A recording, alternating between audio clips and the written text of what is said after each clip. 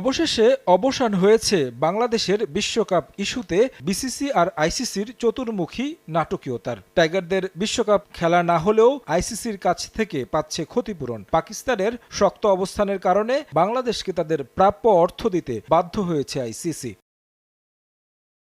মুস্তাফিজুর রহমানকে আইপিএল থেকে বাদ দেওয়ার পর নিরাপত্তা শঙ্কায় বিশ্বকাপ খেলতে ভারতে দল পাঠাতে অস্বীকৃতি জানায় বাংলাদেশ ক্রিকেট বোর্ড। ম্যাচগুলো ভারতের বাইরে সরিয়ে নিতে অনুরোধ করা হয় আইসিসির কাছে, কিন্তু দুপক্ষের অনেক আলোচনার পর বাংলাদেশের দাবি প্রত্যাখ্যান করে আইসিসি, যেখানে সুযোগ দেওয়া হয় স্কটল্যান্ডকে। সংকট সমাধানে লাহোরে পিসিবি প্রধান মহসিন নাকভি ও বিসিবি সভাপতি আমিনুল ইসলাম বুলবুলের সঙ্গে বৈঠকে বসে আইসিসি প্রধান, যেখানে আসে সব সমস্যার সমাধান।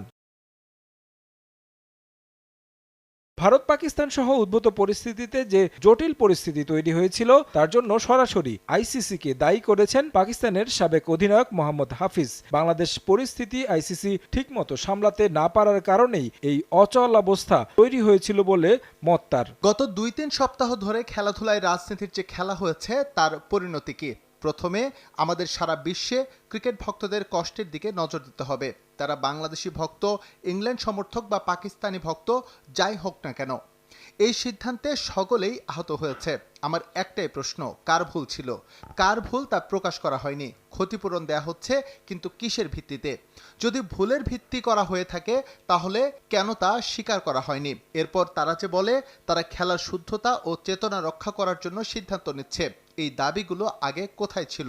কেন সবকিছু এই পর্যায়ে পৌঁছালো? পুরো বিষয়টি নিয়ে আইসিসির প্রশাসন ব্যর্থ হয়েছে বলেও অভিযোগ করেন হাফিজ। এটি আইসিসি ও তাদের প্রশাসনের সম্পূর্ণ ব্যর্থতা এবং তা প্রথমে মেনে নেওয়া উচিত। বাংলাদেশের ক্ষতিপূরণ পাওয়া, টুর্নামেন্ট পাওয়া অথবা নিষেধাজ্ঞা থেকে সুরক্ষা পাওয়া যাই হোক না কেন সেটা ঠিক আছে, কিন্তু যারা ভূমিকা পালন করেছে তাদের প্রকাশ্যে বলতে হবে। যদি তারা লুকিয়ে থাকে তাহলে এই পরিস্থিতি আবার ঘটবে। এমন ঘটনার পুনরাবৃত্তি না হওয়া উচিত বলেও মত এই পাকিস্তানির।